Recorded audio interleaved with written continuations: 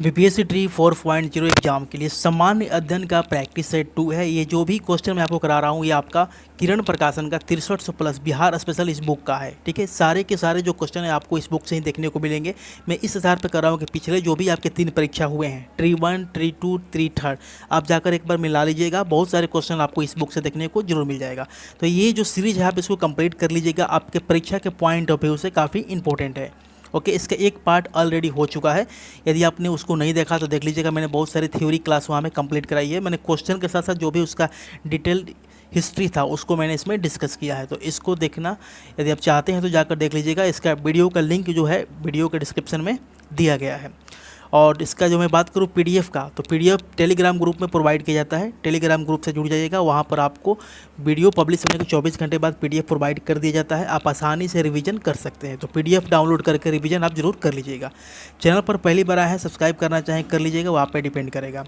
देखिए पहला क्वेश्चन आपके कर रहा है, कुषाण शासक कनिष्क का राज्याभिषेक किस सन हुआ था। काफ़ी इंपॉर्टेंट है क्योंकि जो हमारा शक संवत है भारत सरकार द्वारा इसी का अपनाया गया, जो कि इसका आंसर हो जाएगा 78 एडी में इसका जो है राज्याभिषेक हुआ था। नेक्स्ट क्वेश्चन है बुद्ध के ऊपर। बुद्ध के ऊपर मैंने डिटेल क्लास पिछले वाले लेक्चर में लिया था, जिसका पार्ट 1 में। बुद्ध के उपदेश किससे संबंधित है। बुद्ध का जो उपदेश है आचरण की शुद्धता एवं पवित्रता से संबंधित है। बुद्ध का जन्म की बात करें तो 563 ईस्वी में यहाँ पर लुम्बिनी में नेपाल में हुआ था। कहाँ पर हुआ था, 563 ईस्वी में लुम्बिनी वाटिका में, जो प्रेजेंट में नेपाल में वहाँ हुआ था। और बात करें यहाँ पर बुद्ध को लाइट ऑफ एशिया कहा जाता है। इनकी तीन बौद्ध संगति हुई थी और इनकी डिटेल्स मैंने इन्फॉर्मेशन पिछले वीडियो में कवर कर दिया। तो यहाँ पर हम लोग सिर्फ आंसर को देख लेंगे। चलिए अगला हो जाएगा सिंधु सभ्यता के बारे में निम्न में से कौन सा कथन सही है। सिंधु सभ्यता में नगरों में नलियों की सुदृढ़ व्यवस्था थी। ठीक है, वहाँ पर बात करें व्यापार और वाणिज्य का उन्नत दशा था, ये भी सही है। मातृ देवी की उपासना की जाती थी, ये भी सही है। सिंधु सभ्यता के लोग लोहा से परिचित नहीं थे, वे लोग तांबे से परिचित थे। लोहे के बारे में जो जानकारी है उत्तर वैदिक काल में लोहे के बारे में वहाँ पर जानकारी मिली थी। तो इसका आंसर ऑप्शन नंबर 4 हो जाएगा। नेक्स्ट जो क्वेश्चन है, नौ नालंदा महाविहार किसके लिए विख्यात है। तो नौ नालंदा जो महाविहार है वो ह्वेन-त्सांग स्मारक के लिए विख्यात है। इसकी स्थापना की बात करें तो 20 नवंबर 1951 में बिहार सरकार द्वारा हुई थी। ठीक है, बिहार सरकार द्वारा पाली और बौद्ध धर्म के अध्ययन के दो, यहाँ पे पहला है पाली एवं बौद्ध धर्म के अध्ययन के लिए की गई है। नेक्स्ट क्वेश्चन देखिए, बोध गया में बोधि वृक्ष अपने वंश की इस पीढ़ी का है। अभी वर्तमान में इसकी चौथी पीढ़ी समाप्त हो चुकी है। ठीक है, लेकिन इसका आंसर ये दिया गया, आप इसको नहीं, अब नेक्स्ट बार जो भी आपके क्वेश्चन आएगा आप पंचम मार्क करेंगे, क्योंकि चौथी पीढ़ी ऑलरेडी समाप्त हो चुकी है, अभी इसकी 5वीं पीढ़ी शुरू है। इसका आंसर मैं बात करूँ, देखिए जिस टाइम में क्वेश्चन पूछा गया 2007 का क्वेश्चन, उस टाइम चतुर्थ था, लेकिन वर्तमान में पंचम है। तो इसका आंसर आप क्या मार्क कर चलेंगे, पंचम। नेक्स्ट क्वेश्चन देखिए यहाँ पर अगला जो क्वेश्चन है, ईसा पूर्वी 6वीं शताब्दी में विश्व की प्रथम गणतंत्रात्मक व्यवस्था कहाँ थी। तो इसका आंसर हो जाएगा Vaishali. Option number 1 correct answer हो जाएगा। वैशाली में ही यहाँ पर विश्व की प्रथम गणतंत्रात्मक व्यवस्था थी। अगला क्वेश्चन देखिए, उड़ीसा का पुराना नाम क्या था। उड़ीसा का पुराना नाम उत्कल था। क्या था, उत्कल। नेक्स्ट क्वेश्चन, बौद्ध मत का सबसे प्राचीन स्तूप कौन सा है। बौद्ध मत का सबसे प्राचीन स्तूप सारनाथ का है, जो कि बनारस में है। ठीक है, बनारसी से 10 किलोमीटर के आसपास का, मतलब यूपी में है, बनारस से 10 किलोमीटर आसपास पड़ता है। आप इसको उत्तर प्रदेश समझ सकते हैं। यहाँ पर जब यहाँ बुद्ध ने अपना पहला उपदेश दिया था, इसको धर्म चक्र परिवर्तन कहते हैं। इसको धर्म चक्र परिवर्तन के नाम से जाना जाता है। बुद्ध को ज्ञान कहाँ प्राप्त हुआ था, पीपल के वृक्ष के नीचे यहाँ पर बुद्ध को ज्ञान प्राप्त हुआ था। किस नदी के तट पर, तो फाल्गु नदी यानी रंजना नदी के तट पर बुद्ध को ज्ञान प्राप्त हुआ था। बुद्ध ने कितने वर्ष तक तपस्या की थी, तो 6 वर्ष तक तपस्या की थी। बुद्ध किस वर्ष की अवस्था में गृह को त्यागे थे, तो 29 वर्ष की अवस्था में गृह का त्याग किए थे। जब महात्मा बुद्ध ने गृह त्याग किया था तो उसको क्या कहते हैं, उसको महाभिनिष्क्रमण कहा जाता है। गृह त्यागने की घटना का जो प्रतीक है वो घोड़ा है। चलिए अगला क्वेश्चन देखेंगे, भारतीय संस्कृति का स्वर्ण युग कहा जाता है। भारतीय संस्कृति का स्वर्ण युग गुप्त काल को कहा जाता है। ठीक है, नेक्स्ट क्वेश्चन देखिए, कोणार्क मंदिर के देवता है। कोणार्क का जो सूर्य देव का मंदिर है वो शुरू क्या है, ये तो फेमस है पूरा भारत भर में। ये उड़ीसा में है। कहाँ पर है, उड़ीसा में। उड़ीसा में किस शहर में है, तो पुरी में है। इसे यूनेस्को द्वारा 1984 में विश्व धरोहर स्थल में शामिल किया गया। कब इसको शामिल किया गया? तो यूनेस्को द्वारा 1984 में विश्व धरोहर स्थल ये घोषित किया गया था 1984 में। आगे देखेंगे, भारत सरकार द्वारा प्रयोग में आने वाला शक संवत किसने प्रारंभ किया था? पहला ही क्वेश्चन था कनिष्क से संबंधित, इसका आंसर हो जाएगा कनिष्क, जो कि 78 ईस्वी से आरंभ होता है। हर्षवर्धन के शासनकाल में भारत में कौन आया था? तो देखिए, हर्षवर्धन के शासनकाल में ह्वेनसांग आया था। अब ह्वेनसांग से संबंधित एक और यहाँ पर सवाल बनता है, इसने किस उम्र से यात्रा करना प्रारंभ की थी? तो 29 वर्ष की आयु से इसने यात्रा करना प्रारंभ की थी। उस टाइम इसका जो समय था 629 ईसा पूर्व से इसने अपनी यात्रा प्रारंभ की थी। सारनाथ में किस सम्राट का स्तंभ है? तो सारनाथ की बात करें तो सारनाथ में आपका हो जाएगा अशोक। सारनाथ में किस सम्राट का आपका स्तंभ है? तो अशोक। ऑप्शन 2 यहाँ पे करेक्ट आंसर हो जाएगा। अगला क्वेश्चन देखिए, प्रसिद्ध खजुराहो की गुफाएं स्थित है। जो खजुराहो की गुफाएं हैं वो मध्य प्रदेश में हैं। खजुराहो की गुफाएं कहाँ हैं? तो मध्य प्रदेश में है। निम्नलिखित में से कौन सा एक अन्य तीनों के समय समयायिक नहीं थे? समय समयायिक मतलब उनके समय का नहीं है, वो अलग समय का है। तो इसका आंसर हो जाएगा मिलिंद। मिलिंद जो है ये तीनों के समय के अकॉर्डिंग नहीं है, ये डिफरेंट समय में। यह एक प्रसिद्ध यवन शासक था। कैसा शासक था? तो यह एक प्रसिद्ध यवन शासक था। ठीक है, जिसने 160 से लेकर 140 ईसा पूर्व में पंजाब में शासन किया था। कहाँ पर शासन किया था? तो पंजाब में शासन किया था। आगे देखेंगे, निम्नलिखित 4 वेदों में से किसी एक में जादुई माया वशीकरण का वर्णन है। आपको पता है कि सबसे जो नया वेद है वो अथर्ववेद है। अथर्ववेद में ही जादुई माया वशीकरण भूत प्रेत जितना भी चीज़ों के काल्पनिक चीज़ों के बारे में वर्णन है वो अथर्ववेद में है। ऋग्वेद सबसे पुराना वेद है। यजुर्वेद के बारे में बात करें तो यज्ञ में बलि इससे संबंधित इसमें वर्णन है। सामवेद संगीत का जनक है। ठीक है, संगीत से संबंधित सारी जानकारी सामवेद में मिलती है। सारनाथ स्थित स्तंभ का निर्माण किसने करवाया? सारनाथ में जो स्थित स्तंभ है इसका निर्माण की बात करें तो अशोक ने करवाया था। किसने करवाया था? अशोक ने करवाया था। सर्वप्राचीन विधि ग्रंथ कौन है? सर्वप्राचीन विधि ग्रंथ मनुस्मृति है। कौन है? मनुस्मृति है। गुप्त संवत कब प्रारंभ हुआ? गुप्त संवत कब प्रारंभ हुआ? तो गुप्त संवत की बात करें तो 319, कहीं कहीं आपको 320 भी मिल सकता है। ठीक है, इसको श्री गुप्त ने, किसने प्राप्त किया था? श्री गुप्त ने। इसका शासनकाल की बात करें तो 319 से लेकर 340 तक है इसका। गुप्त वंश का संस्थापक कौन था? वही है श्रीगुप्त।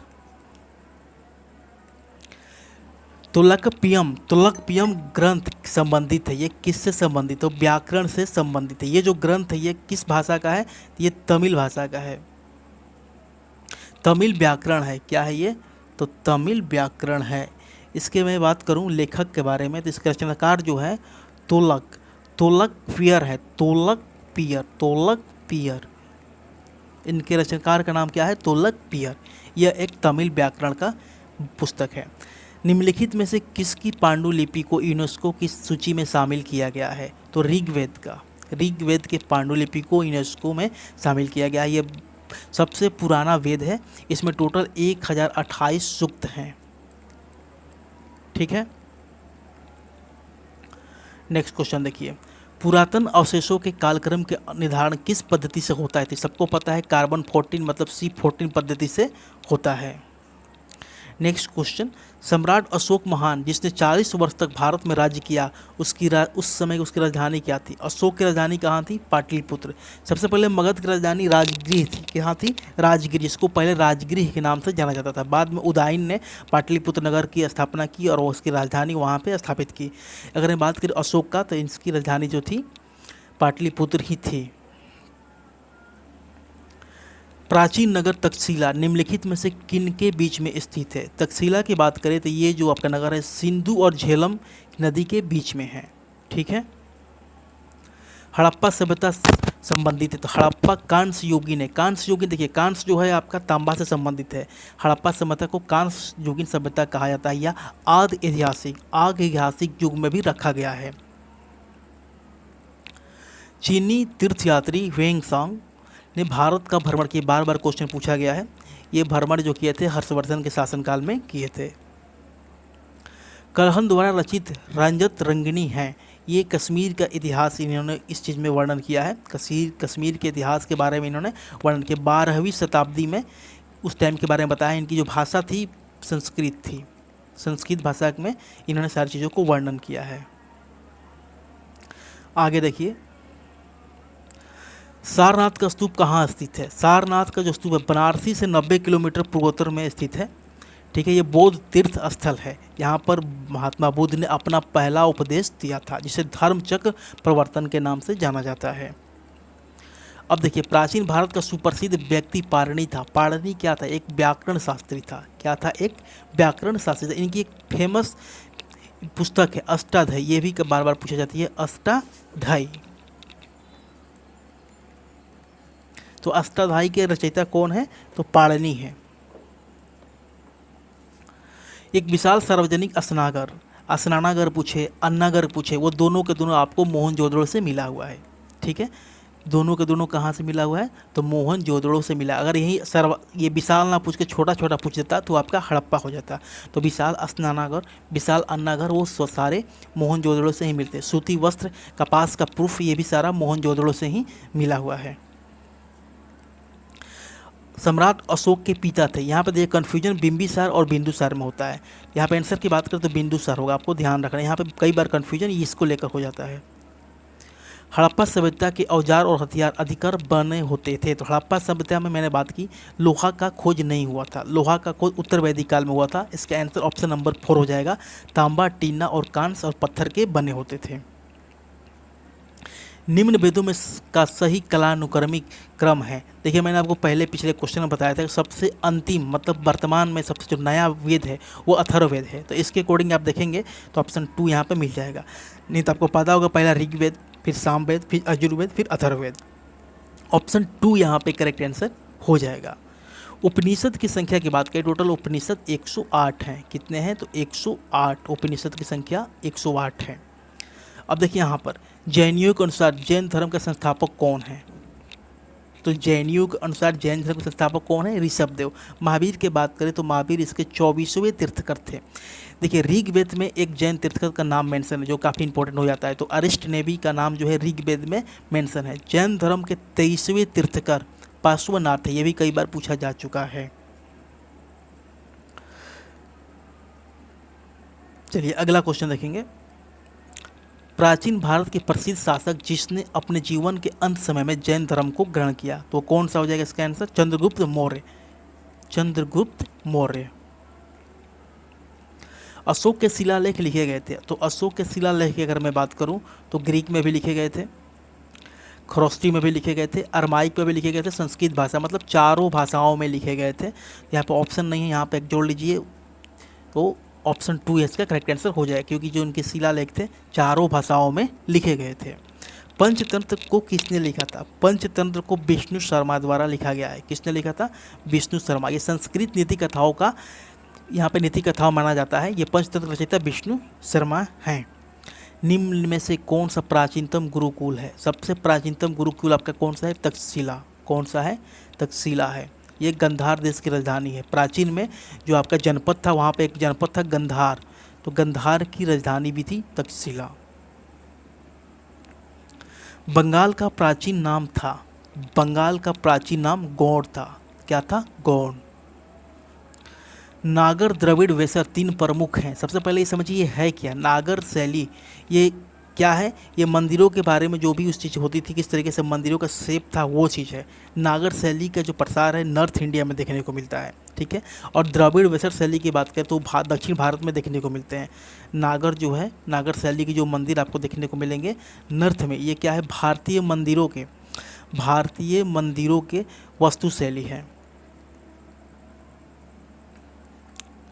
नेक्स्ट क्वेश्चन, शक संवत का प्रथम मास क्या है? शक संवत आपको पता है कि 78 ईसा पूर्व से शुरू हुआ है। इसका पहला मास जो है महिला वो चैत होता है। कौन सा है? चैत। नगर कोझिकोड कहलाता था। कोझिकोड कालीकट कहलाता था। ठीक है, इसे पहले मसालों का शहर भी कहा जाता है। बाद में जमोरियन ये क्या राजधानी ये बताता है। जो मौर्यन शासक जो थे उनकी राजधानी भी कालीकट बनी हुई थी। चोल प्रशासन के मुख्य विशेषता क्या थी। चोल प्रशासन की जो मुख्य विशेषता थी वो ग्रामीण स्वायत्तता थी। चोलों के समय क्या होता था, उनका शासन जो था काफ़ी सुसंगठित था। ठीक है, उनकी मेन विशेषता थी ग्रामीण स्वायत्तता। इसका आंसर ऑप्शन नंबर 2 हो जाएगा। निम्नलिखित में से किस स्थान पर सिंधु घाटी सभ्यता का बंदरगाह स्थित है। लोथल। सिंधु घाटी सभ्यता का बंदरगाह जो है लोथल। यहीं से पता चलता था कि भारत से फारस, मतलब फारस इसका वर्तमान नाम ईरान है, वहाँ से व्यापार होता था, क्योंकि व्यापार वहाँ से बहुत सारी चीज़ें प्राप्त हुई थी। नेक्स्ट क्वेश्चन देखिए, प्राचीन हिंदू विधि लेखक किसके कहा जाता है। प्राचीन हिंदू विधि जो लेखक है वो मनु को कहा जाता है। किसको, मनु को कहा जाता है। अब यहाँ पर राजा भोज से संबंधित क्वेश्चन है कि राजा भोज निम्नलिखित में से किस राजवंश से संबंधित है। अगर राजा भोज की बात करें तो राजा भोज जो है परमार वंश से संबंधित है। कौन से वंश से, परमार वंश से संबंधित है। राजा भोज के शासनकाल की बात करें तो 1000 ईसा पूर्व से लेकर 1000 ईसा पूर्व से लेकर 1055 ईसा पूर्व के बीच में इनकी शासनकाल रही थी। इन्होंने कौन सी उपाधि धारण की थी, तो इन्होंने कविराज की उपाधि भी धारण की थी। इन्होंने कविराज की उपाधि भी धारण की थी। अगला क्वेश्चन देखिए, जातक पवित्र ग्रंथ है। तो जातक जो है ये बौद्ध धर्म का पवित्र ग्रंथ है। किसका है, बौद्ध धर्म का। आपको एक और मिल सकता है त्रिपिटक। त्रिपिटक भी बौद्ध धर्म का है। त्रिपिटक, सुत्तपिटक, ये सारे बौद्ध धर्म के ग्रंथ हैं। भगवान बुद्ध ने अपने पहला धर्मोपदेश दिए थे, ये कई बार रिपीट हो चुका है। सारनाथ में दिया था। कब दिया था, सारनाथ में दिया था, सारनाथ में दिए थे। तब से ये जो पहला धर्म उपदेश दिए थे उसको धर्म चक्र प्रवर्तन के नाम से जाना जाता है। देखिए, महात्मा बुद्ध के बारे में बात करते हैं। इनका जन्म 563 ईस्वी में हुआ था। कब हुआ था, 563 ईस्वी में जन्म हुआ था और 483 ईस्वी में इनकी मृत्यु हो गई थी। 80 साल के तक इन्होंने अपना जीवन जिया था। इनकी मृत्यु की बात करें तो कुशीनगर में हुआ था। कहाँ मृत्यु हुआ था, तो कुशीनगर में इनकी मृत्यु हुई थी। जन्म कहाँ हुआ था, तो लुम्बिनी वाटिका में, जो कि वर्तमान में नेपाल में है। इनको जो ज्ञान की प्राप्ति हुई थी वो पीपल के पेड़ के नीचे निरंजना या फाल्गु नदी के तट पर हुआ था। चलिए आज की वीडियो को यही समाप्त करते हैं। इसका नेक्स्ट पार्ट आपको जल्दी प्रोवाइड कर दिया जाएगा। Thanks for watching this video. हाँ, इसका PDF आप डाउनलोड करना चाहेंगे तो ग्रुप से आप जरूर जुड़ जाइएगा। Thank you.